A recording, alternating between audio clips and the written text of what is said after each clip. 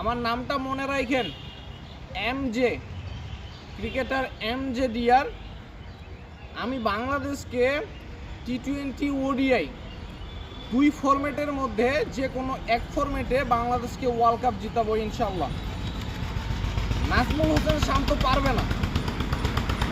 নাজমুল হোসেন শান্ত বাংলাদেশ দলের পারফর্মার ছিল, কিন্তু সেই পারফর্মারকে বাংলাদেশ দলের ক্যাপ্টেন হিসেবে নির্বাচন করা হয়েছে।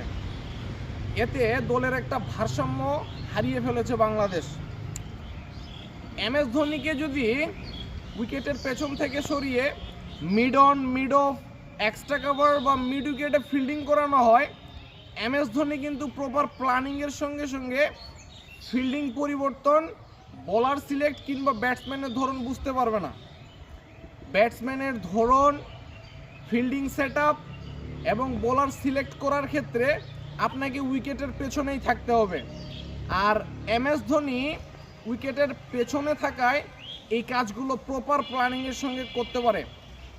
যদিও MS ধোনি বারবার ব্যর্থ হওয়ার পরেই কিন্তু 1-2 বার সফল হয়, এটা কিন্তু আমরা বুঝতে পারি না।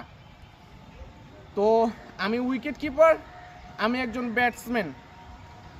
ইনশাল্লাহ আমার দ্বারা ভালো কিছু হবে বাংলাদেশের জন্য।